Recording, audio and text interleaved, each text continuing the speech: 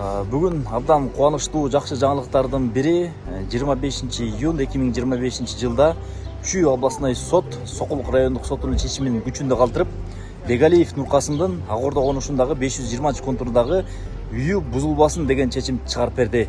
Биз сотторго өтө терең ыраазы болдук. Кожобекова, Досмонбетова, Рысбекова мына ушул судьяларга чоң рахмат айтабыз.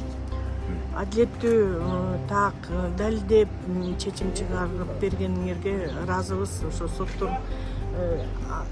азыркы маалда мурда деле чечимдерден мурунку биринчи сотта туура чечилген, экинчи сотубузда туура так чечилди. Ушу 6-7 жылдан бери кыйналып жүргөм. Ушу Чүй областной соту азыр бүгүнкү процесстен чыктык. Чүй областной сотунун судьяларына абдан ыраазыбыз. Ким эле? Кожобекова, Досмонбетова, анан Рысбекова. Ушу 3 судья айымдарга ыраазычылык билдирем. Туура чечим кабыл алышты. Сокулук сотунун судьялары Курманбек мырзага жана Чүй областтык сотунун судьяларына чоң рахмат. Мен жеке ишкермин, жарандарга юридикалык жардам көрсөтүү кызматында иштейм. Көп соттук отурумдарга катыштык, көп соттун чечимдерин алдык. Анан адилеттүүлүгү боюнча азыр суроо келип атат. Ошо адилеттүүлүгү боюнча адилеттүү деп эсептесек болот. Көп учурда соттор адилеттүү чечимдерди чыгарып атышат азыр.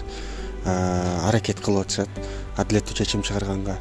Эми эки тарап талашып аткандан кийин наразы тарап обязательно сөзсүз түрдө калып калат.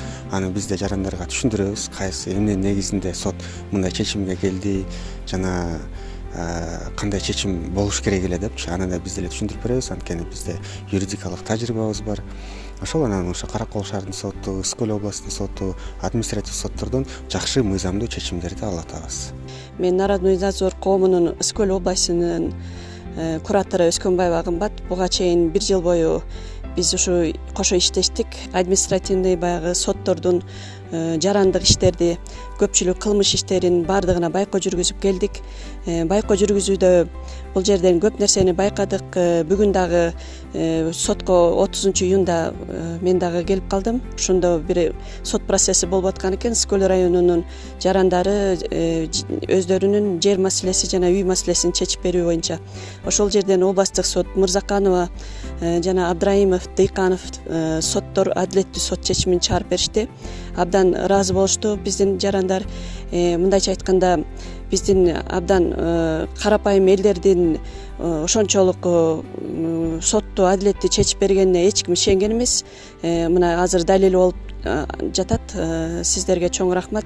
Бүгүнкү күнгө чейин ушул Түп райондук жер агенттигинин юристи болуп иштегенге чейин жеке жарандардан башка адамдардан укчумуш да соттордо калыстык болбой калды, тигинде чечип койду, бияка чечип койду, бияка тартып койду деп. Бирок ушу 2,5 жылдан бери ушу сот процесстерине катышып, өз көзүм менен көрүп, өз кулагым менен угуп атам, что соттордо жесесин адилеттик бар экен деген айкындалып турат.